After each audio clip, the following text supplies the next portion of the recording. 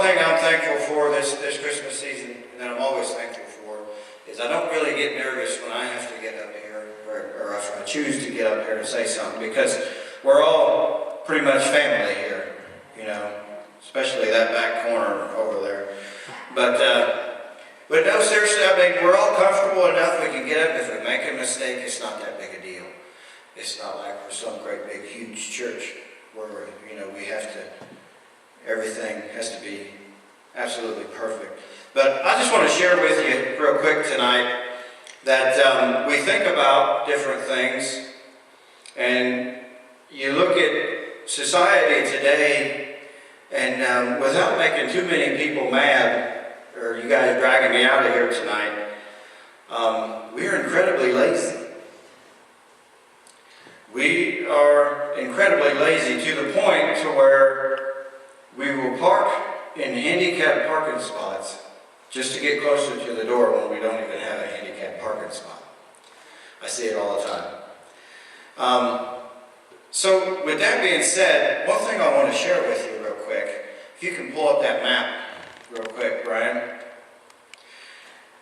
About a little over 2,000 years ago, Mary and Joseph made their journey from Nazareth to Bethlehem, of course, to fulfill the prophecy that Jesus would be a Nazarene. He would be called a Nazarene. Now, coming from Nazareth of Galilee, he was also going to be called a Galilean, into the land of Judea, the Bethlehem, Judea. They likely traveled with a caravan of other travelers, perhaps with others returning for the census for the safety and companionship of traveling in numbers. Now the census, just real quick, the census they're talking about was they begin to, if you study it out, they begin to start taxing all the people, and you had to go to your hometown to be counted so they could figure out how much to tax you. Well, this was after Mary had became pregnant. So you can imagine, ladies, what she's thinking. Now I have to make this journey. Now this journey was over 100 miles. It's about the equivalent. It's a little bit longer here in the States, but it's very similar as walking from Gatlinburg to Atlanta, Georgia. Pregnant, in sandals. And one of the things that if you go through and you study it out and you research it, they would have had to travel in July, August, or early September.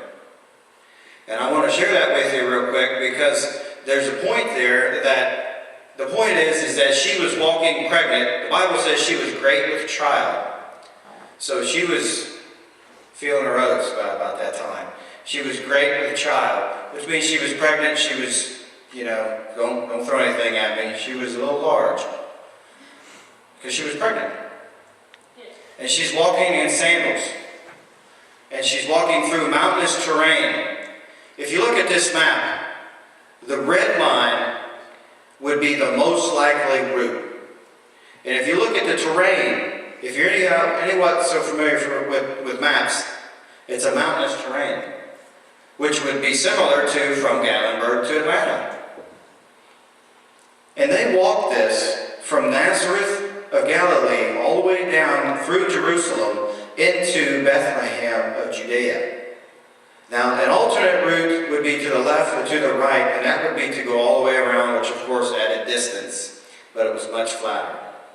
So the most likely route is the red one. And walking this route, of course, Joseph was a carpenter. So he had his tools. He maybe had a few scrap pieces of wood, because off and on, down through there, he may have stopped and do a little job, build a door, build a table, make a few bucks to finish the journey. So he's got his truck, which back then they called them donkeys, and he's got it loaded down full of wood, tools, and whatever else. So it's a very educated guess that Mary walked all this way. She didn't get to ride very much. And if she rode, then somebody else had to carry all the stuff that was on the donkey, because they weren't very rich back then either. So he could only afford one truck. One other thing to remember is that during this heat, of the summertime. See, I use Gatlinburg and Atlanta because as far as the parallels on the globe, if you follow it around, this area lines up very similar, very, very close, if not exactly on, to the distance, to the area between Gatlinburg and Atlanta. So in July, August, and early September, it is still very warm. So she is walking all this distance, pregnant, making this journey, which for a very strong young man, it would take about 8 to 10 days to walk this and to be very comfortable. So for a pregnant woman and her husband carrying all of his tools, it would have taken them about 2 weeks to make this journey. Perhaps the shorter but demanding walk around the trade route through the center of the region, or perhaps they took the flatter route around the Jordan River Valley, which had been around the side here. They could have done anything along those sides, but either way, it was much, much more than 100 miles.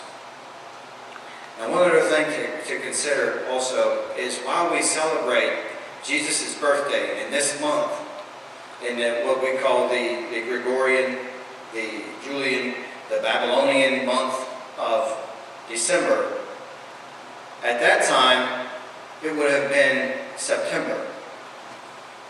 Now, this past year, we celebrated October 16th going into October 17th.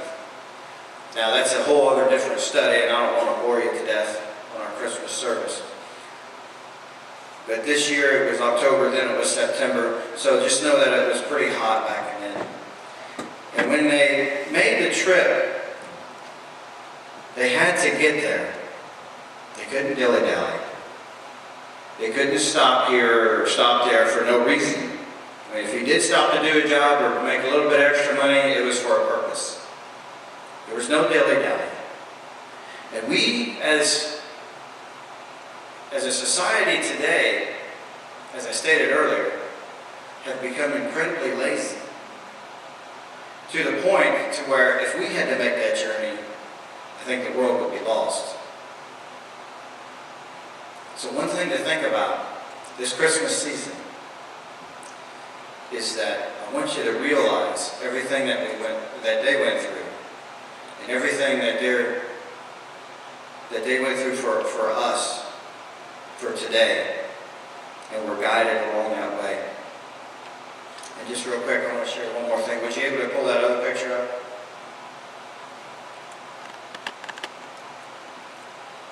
One other thing to think about too is they said that Mary laid Jesus in a manger.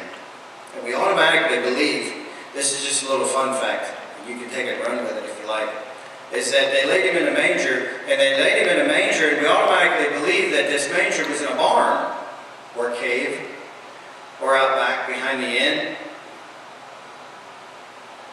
Back in those days, people would keep their animals inside the house for several reasons. Security, safety, warmth, extra body heat from the animals. If you look at this picture down in the bottom left-hand corner, you can see where they have the actual animals inside the house. And the upper room is where the bedrooms were. The upper upstairs area is where they lived. Downstairs, they kept all their animals inside. And the actual meaning of the word manger is it's a trough. It's where they put their fodder. And mother. No, I'm just kidding. The fodder is where they used to feed the horses. It's what they used to feed the animals. So it's very easy to say that when they got there, by the time that they made all that journey and got all the way down to Joseph's family's house, that the more important people that took priority, the elders of David's family, is where he's from, the lineage, they were all up in the upper room already, so the space was taken. And the word for inn actually meant a house, or it meant a guest room, or anything like that. It doesn't necessarily always mean a hotel, or an inn, or anything like that. So by the time they made the journey and got there, they were stuck downstairs So when Jesus was born, he was wrapped in swaddling clothes, which we still do today with babies. And he was laid inside that manger. More than likely, inside the house, in the guest room. So just a few other fun facts. I just want you to think about that. Pull that map up again, Brian, if you can. Think about walking from, I think most of us have been down south, have been on road trips. Think about walking pregnant from Gatlinburg to Atlanta in the middle of the summer. Give Jesus a hand.